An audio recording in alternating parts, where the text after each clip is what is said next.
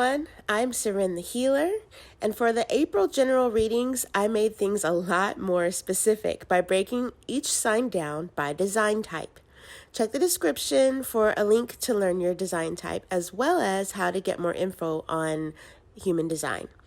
I'm really excited about how these turned out. Please watch to the end for a special message.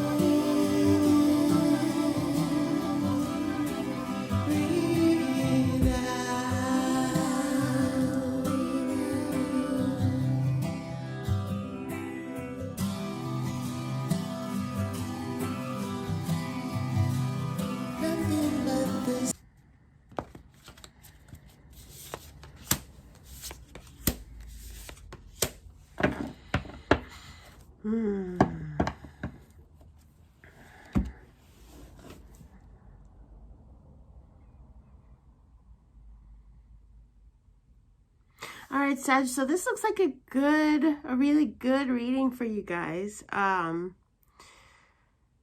My Temperance card in this particular deck is my, it's a signal to me as a reader. I hate to say it in that way because I picked that up from other YouTube channels, but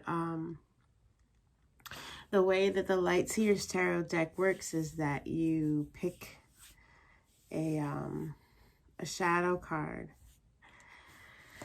And the Temperance is that for me. So with this deck, it kind of, with this reading, with the High Priestess coming out first and then Temperance coming out in reverse, it really feels like this is, it's signifying something, a decision that you're going to make, something that your guidance is going to lead you to, that is going to affect your whole year. And hopefully, if you'll actually follow your guidance, and it'll be a good outcome that affects your year. All right.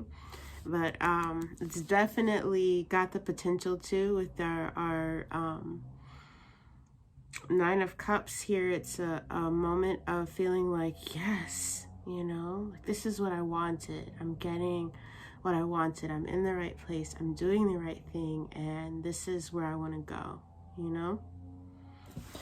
All right, so let's get specific. First, we're going to pull a card for our generators.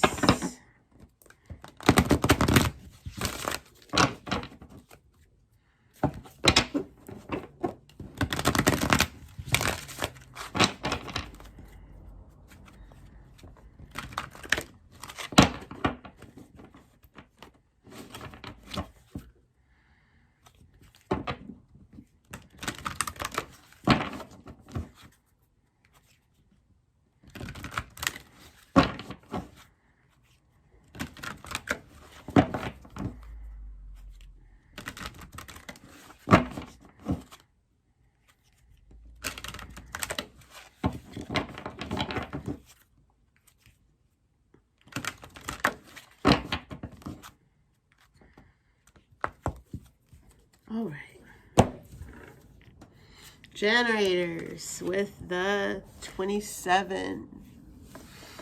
All right. So that means that this is likely going to involve somebody very close to you. And it's going to involve you being in a caregiving type role. So if you have kids, it could be something, between you and a child. If you're in a caregiving work, career position for your work, it could be that as well. It could be your pet, it could be your mate, something like that. But in that capacity of you being the rock, you being the nourishment, the sustenance, the person, the go-to, all right? And so as generators, you're already doing that just by emitting that life force energy, right? So it could actually just be a situation where somebody is needing to be inside your aura for a few minutes, you know? And by knowing that, recognizing that, you can stay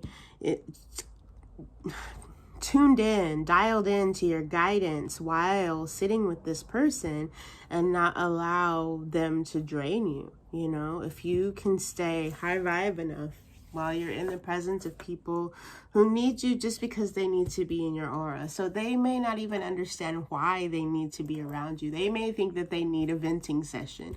They may think they need you to loan them money or to fix something for them, right? But as a generator, you have to understand that just exchanging that energy, if it's high vibe enough, can be sustaining for another person, you know? So if you can do that while staying connected to your guidance, while listening to your inner authority, you can do this in a way that it does not deplete you, but it benefits the other person and you get something out of it as well because you were there for them, you know? Like this is somebody that you care about, that is important to you. Next out, we have our manifesting generators with the 43. And this is an interesting one. This one, this one is about being in an energy of innovation and creativity and just seeing things in a way that nobody else sees it, you know? This is I think the reason why she named it ahead is because it has that ahead of its time type energy to where you're getting an idea that is, it just seems out there, you know, and it's hard to convey it to people in the way that you're seeing it in your mind because there's nothing to compare it to. It's that different, that new, you know? So maybe you'll get a premonition or you'll see something, you'll get something from spirit, and it'll be a way of going about something new. And maybe it'll be ahead of its time. Maybe it is a dream or a premonition or a vision, something that comes through that you're meant to just see for now, you know? It could be that all you really need to get from it is that feeling of, you know, I have an idea, or, oh, that wouldn't it be great if, or, you know, that sort of a thing, and not actually jump into action or trying to convey it or explain it yet. Wait for that energy to move. But while you're receiving that, it's actually described as genius or freak energy, right? So it could be, you know, something that is so new and innovative that the second you get it out of your mouth, people are like, yes, that's going to be amazing, you know? Or it could be to where people are like, okay, I'm sorry, what? And you have to re-explain it or try to find something to compare it to, right? So just sit with that energy as it comes, as it is. Accept it for what it is. Write it down, record it in some way, but don't necessarily, it's not necessarily time to act on it until you actually see that energy line up for that. All right. Next out, we have manifestors with the gate 50. So this again is going to be similar to what our generators are seeing with this energy. The manifestor Sagittariuses are going to be dealing with an energy that it might trigger a fear of responsibility. It might trigger you to jump in and take on more responsibility than is really yours. It might make you feel as though someone else is trying to take a responsibility that, you know, that is yours or belongs to you. So there might be like an energy of like a power struggle, or like a, the way I'm seeing it is like a power struggle between you and someone else that is important to you. And it's going to take you, again, trying to stay in tune, stay in high vibes. It's like the way that these came out, it's like you start out in a high vibe place. You, with the energy shift of Aries season, with the energy shift of the new zodiac year, something came in and gave you like a refreshed, renewed, high vibing feeling. It may not even be an idea that's new. It may not even be anything concrete that's new, but you have a spring cleaning, fresh new kind of feeling, right? And you're starting out from there. And I feel like the way that these cards came out and the vision that I'm seeing is of things that are coming in that are needing that type of energy. It needs you to flow that same type of energy towards it, which will not necessarily be easy because you haven't been in this energy. You just got here, so you don't really have the momentum built up of that positive, yes, things are going my way kind of energy. So when topics come up that are in a more stale, slower moving, lower vibe energy, you're used to keeping them there, then it's the challenge becomes, how do I stay here while looking at this, right? And so it won't necessarily be something that you can just do. Like I said, you have to build up that momentum, right? But the message, the way that this is coming out is that the way to shift it, the way to get to what you're wanting, to get to the outcome that you're needing with this, is going to take you to actually keep going back to this. Tap back into this, right? So say, for instance, you are, I don't know, vacuuming with your AirPods in, you're having a good time. Someone comes in and goes, oh my God, why didn't you fill up the gas in the car? Blah, blah, blah. Like, we have to go and we're going to be late now because I got to stop and pump gas and you should have this and da-da-da, right? So it's a matter of you addressing that. Oh, you know what? You are so right. I'm sorry. I was supposed to da-da-da, or I had intended for it to work like this or whatever, and it didn't.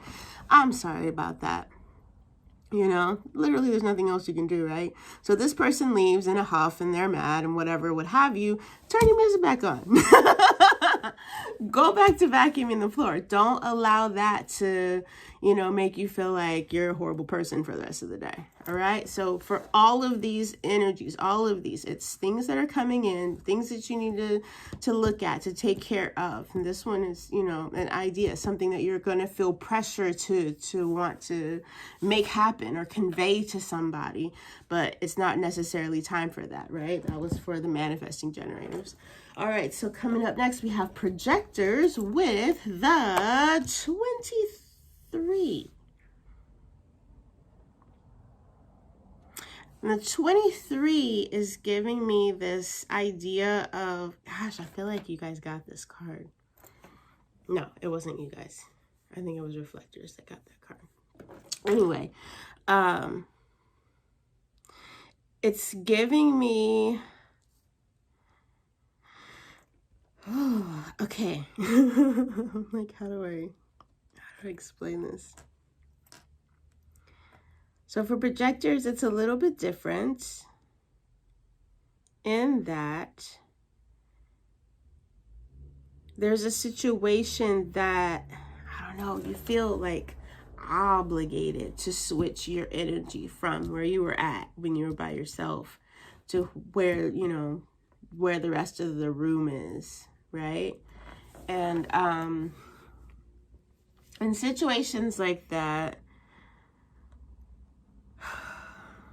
I hate to say it, but your best friend is setting a boundary as far as how long you're willing to stay in that vibration, how deep into it you're willing to go, and being mindful of the quality of the conversation. Are you now sowing seeds for the future from this energy, Or are you just going to be a listening ear and say, oh my gosh, oh wow, let's pray on it. You know what I mean?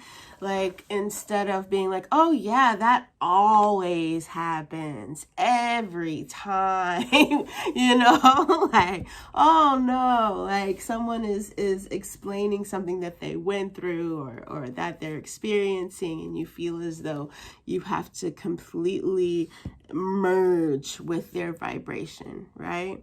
I hate to say it, but it looks like a test, like a vibe check, right? Like, can you build up momentum on your thing, where you want to go, what you're trying to manifest, what you're trying to set up for your year, for yourself, for your, you know, your gifts, for your career, for your love, for your stability. What are you calling in for yourself? Okay, so you set this up, you called this in, you felt the feels, everything was going good. And then when it came down to it, this is showing us what could possibly throw you off. And it's a challenge of not staying there long or not going there at all. I mean, depending on if it's something that's happening within your head and you're able to be like, wait a minute. Or if it's actually other people that are like needing you to you know, come down to their vibe for a little bit so they don't feel alone, right?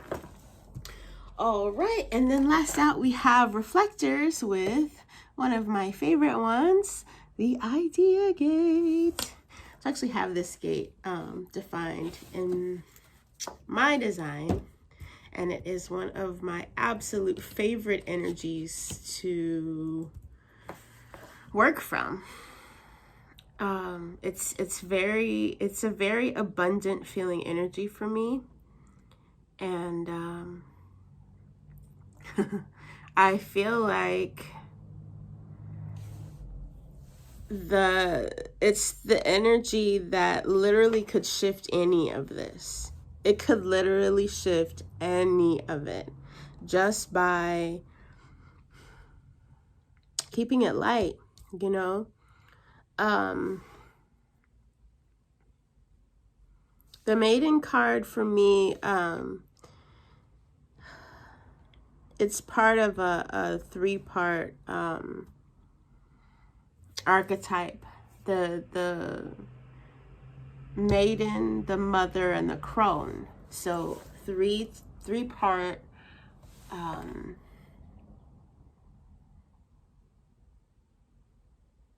development or growth of the female form, right? And so if we look at that as the intuition or the receptivity, the feminine aspect of a person in general, right? Then it falls, I mean, the ideas fall under that umbrella, right?